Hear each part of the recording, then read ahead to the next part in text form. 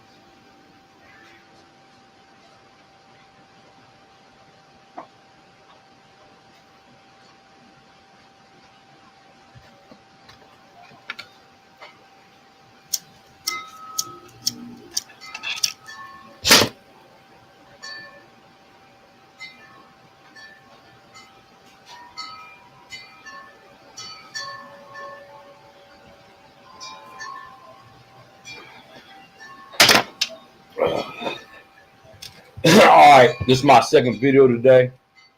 Um, if you haven't already hit that subscribe button, please hit that subscribe button. This video is channeled at Saving Our Youth.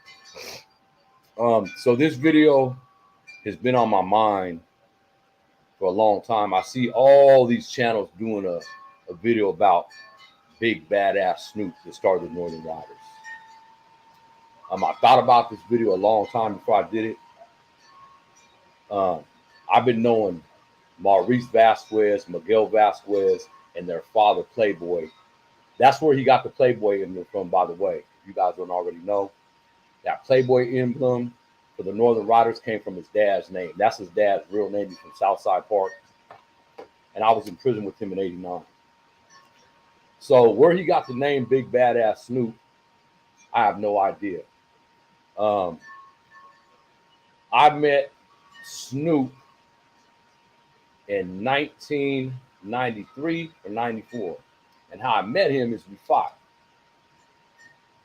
And while we fought, me, him, his brother Mongo, and a few of my cousins were there. And we was at this sporting event. Well, it's a sporting place called Rancho Arroyo. And mind you, I was on the run from parole at this time. And the girl I was living with, we all went to this concert and we was dancing, and the girl that I was dancing with kept bumping in, or Snoop's girl or sister kept bumping into her, and they spilled their drink on the girl I was dancing with. So they had words.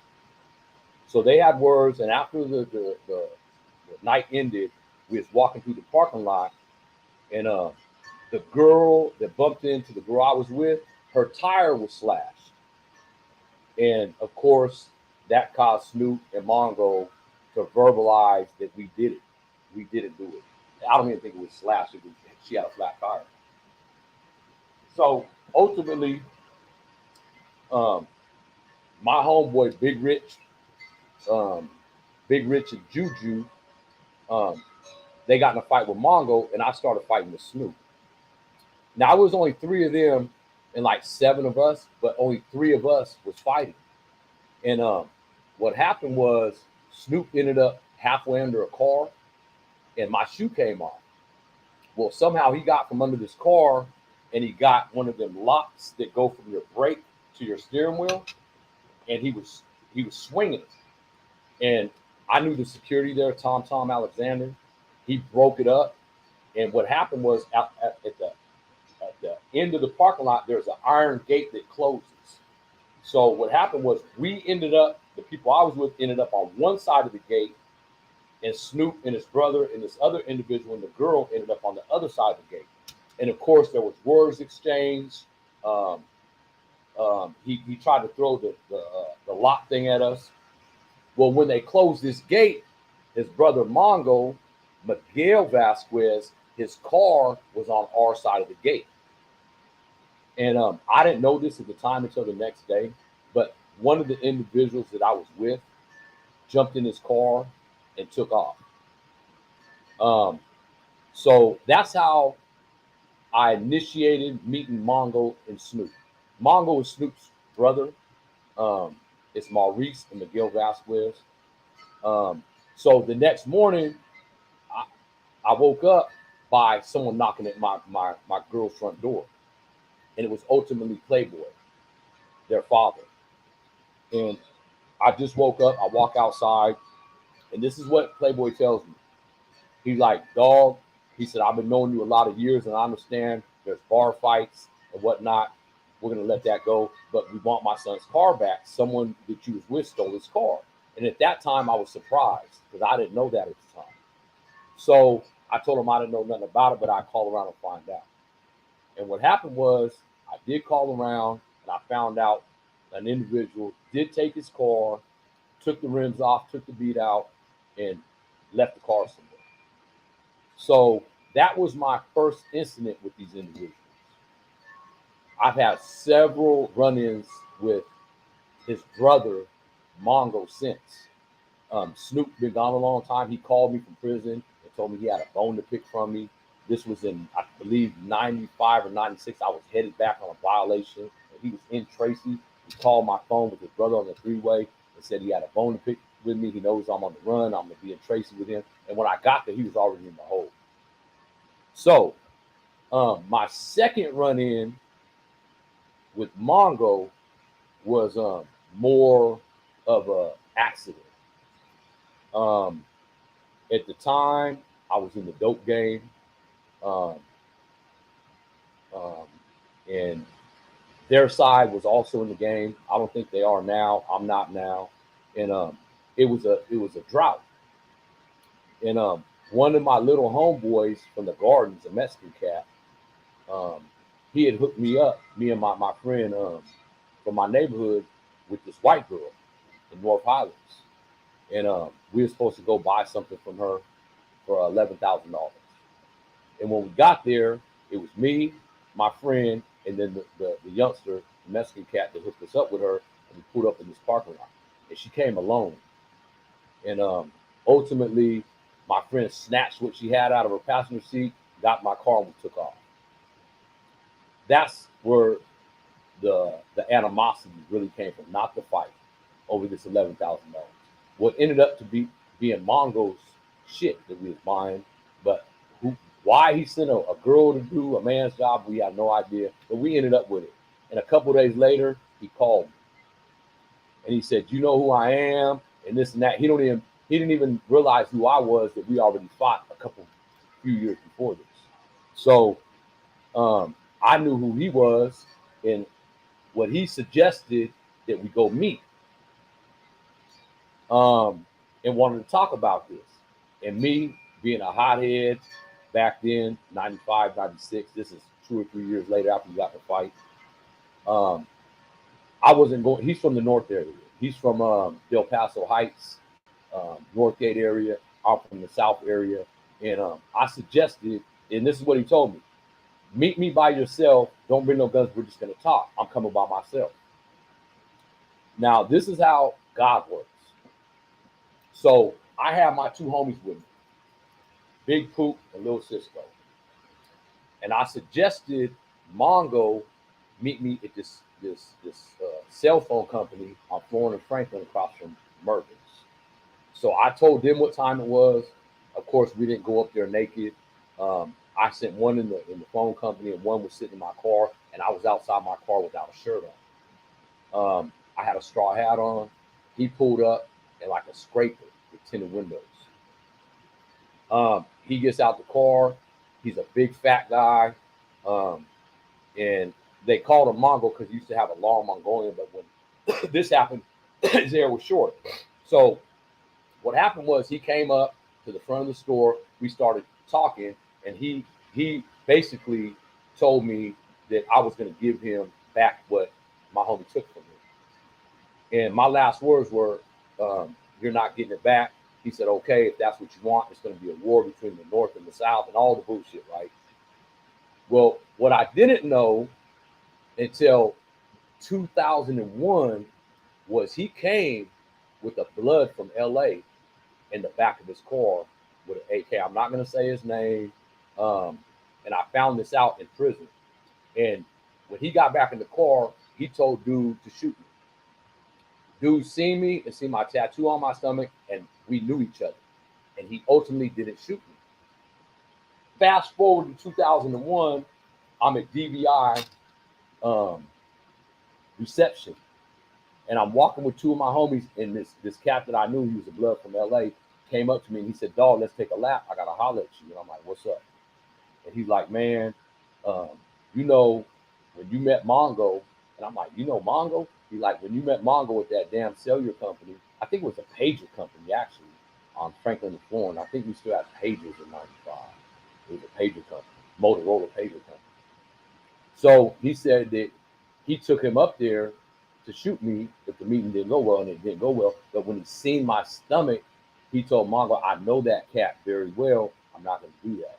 So he told me that he was there to shoot me over this cat Mongo and these two, the money that was taken. It wasn't money, it was a product.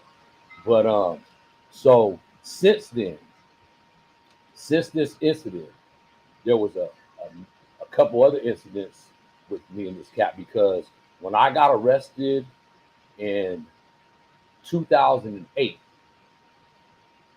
Mongo got indicted in 2008. Um, I think 3 months before I got arrested. I think he got indicted in April of 2008. I ain't seen this cat in 7 years, 8 years, and he got arrested, and it came out in the newspaper. There was 24 of them that were arrested on a federal indictment for drug trafficking. 4 months later, I get arrested and I hit the county jail. Now, Mongo's a North Indian. I'm a Crip. We go to totally different sides of the jail. We go to the west side with the Serenos. They go to the north side with the blood. I mean, the west east side with the Bloods. So when I find out he's on the 8th floor, uh, I'm on 6th west. I get in a fight because I know when you get in a fight, you go to the 8th floor, and that's where I went. Well, by the time I get to the 8th floor, the Northerners moved on him because he became a rat. He was at the top of the indictment, and he had 24, 25 people under him. And he told on several of these individuals, and he was the one supplying these individuals. And he told on his plug. He ultimately got a 10-year federal sentence, and people in this case was up under him, got more time than him, most of them. He told on his own stepbrother Blue. So I knew I would never get action at him no more. He did. He was transferred to is it Nevada City, Nevada City Jail, out of Sacramento County Jail because his life was in jeopardy. Since then, Mongo came home. He's home now. Have I seen him in the streets? No. Have you seen me? Probably not. But how Snoop got that name, Big Bad Ass Snoop, I have no clue, because that night in 1993, it was the summertime. I remember it was hot as hell. It was either 93 or 94 because I was running almost 2 years. And that night, everyone talks about how Snoop has hands. He can fight hella good. I can tell you this from firsthand experience: Snoop can't fight a lick. That fool, he didn't ball up, but he ended up on the ground up under a car. And he did grab a weapon, that damn brake thing from the steering wheel to the brake. But my interactions with him, he's taller than me. Snoop's probably, I'm 5'10". Snoop's probably 3 inches taller than me, 6 foot, maybe 6'1". But back then he was real skinny. And he looked like one of them uh, player type, silk shirt wearing ass dudes. And I took him as a joke. So when my homie Big Rich took off on Mongo, I immediately took off on him and blended him, and he fell down. So it really wasn't even a fight. I didn't even get hit. But for all these people, I see all these channels giving this cat credit. And yeah, he got credit for starting the organization. I don't call that a gang. What he supposedly is the president of the Northern Riders. That's not a gang, man. You can't go PC up and start a gang. That's an organization that he started. And he got all these people talking about how he's bad and he can fight and all this shit. He does. He sends orders out. I can tell you that much. I'm not going to get into them details. He has a lot of pull with his people, but you got to understand who his people are. His people are degenerates. They all fell off and went PC for a reason. And when you go to protective custody, when Snoop went to protective custody, you have to debrief. What I mean by debrief, you have to snitch. You have to tell on the gang you belong to. And so right there tells you about his character. If you went PC or SNY and you had to tell what you had to when he fell off, that you're discredited for the rest of your life. So everything that comes out this cat's mouth is non-believable. He did start something that's huge in California prison system, the Northern Riders.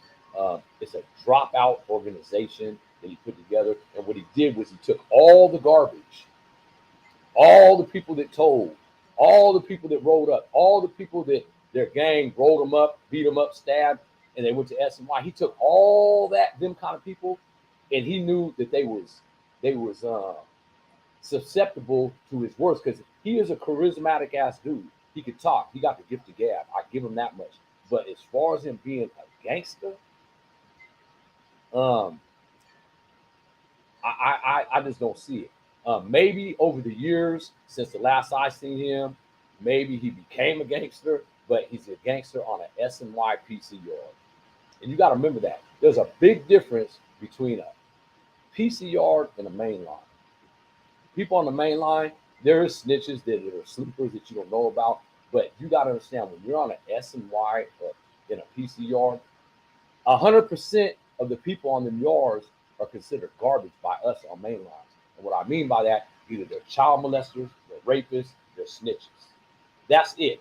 There's nobody else that goes to a SNY yard unless there's certain cases where nowadays I think you don't have to debrief to go to PC. You can just say your life's in jeopardy. But back then, you had to give the goon squad some information about the gang you claimed in order to go PC, or they throw your ass right back on the main line and you get stabbed up.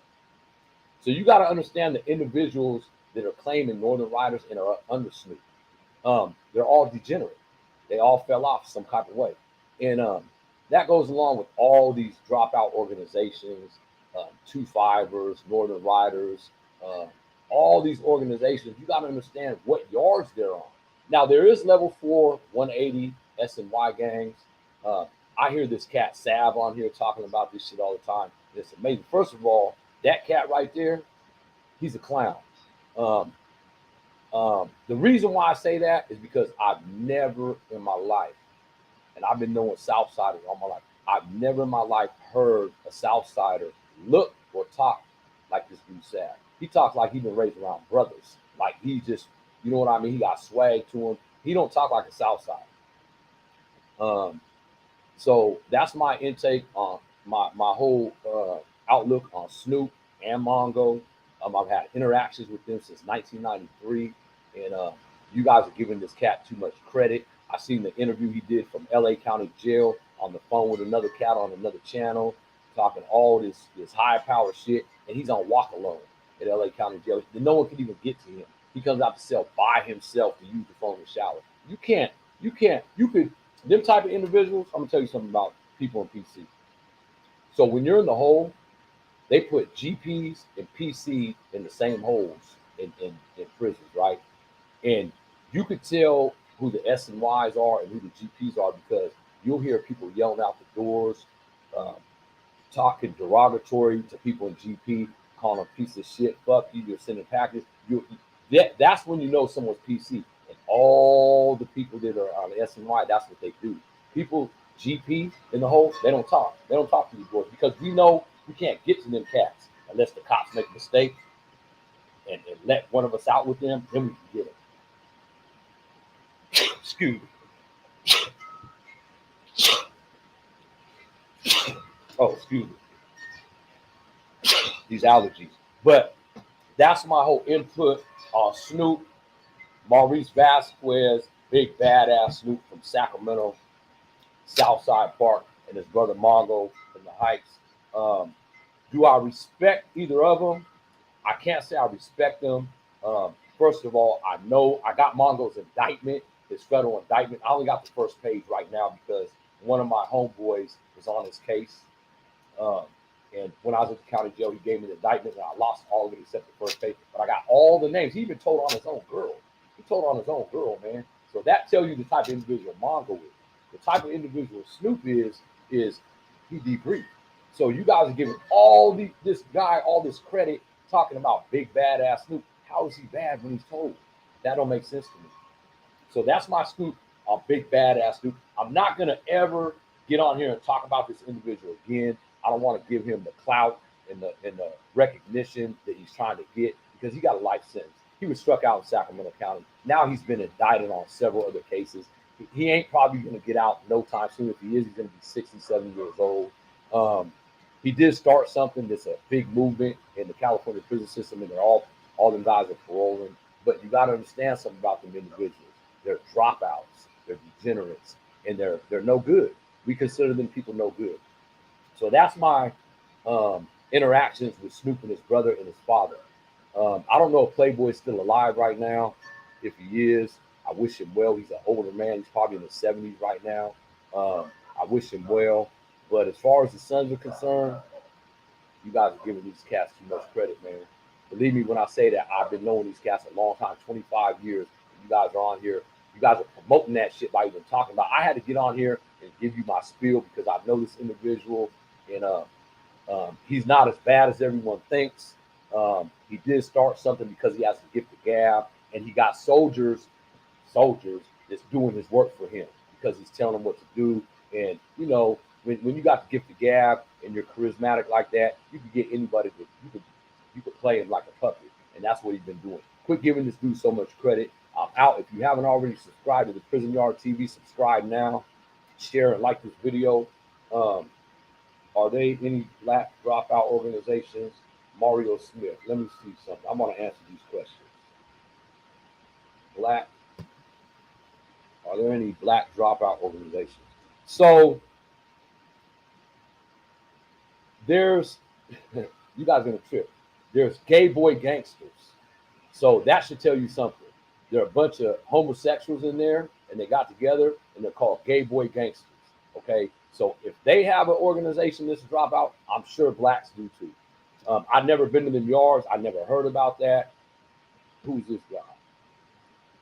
The homie from Sakura just got in for the first time and smacked that like support. Raymond. Good looking, Raymond. Northern Rockers. What's up, Salinas? Fred Gonzalez. It's true there was a literature. It's true there was literature circulating to be on your toes if you ever cross paths with him and to engage at high risk. It's true there was literature circulating to be on your toes. Oh, is that right? Okay, I'm gonna stay on my toes. I'm worried. I'm shaking right now. Him or his brother. I told you I would fuck this cat. If you know, I'm not gonna get into all of these S and Y politics. Dog was in East Hall 2008. Fred. So I caught my case in 2008, bro, and I didn't get to East Hall till 2010. I believe it was March of 2010 when I got to East Hall, but I was in East Hall. I was the runner there.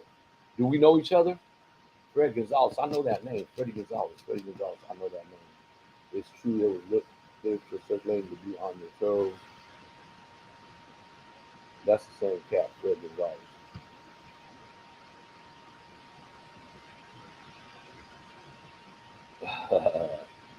Banger. Let me see what he's talking about. I want to answer some of these. You got that EJ Final too. Well, you got Snoop got hands today, huh? Chrysler technician. So you say Snoop got hands though, huh? Chrysler technician. So if he does got hands, he did it in '93. I promise you. He ended up on his back, halfway up under a car, and I had one shoe on, and he got up and grabbed a bar. So he didn't hit me one time. Just put it like that.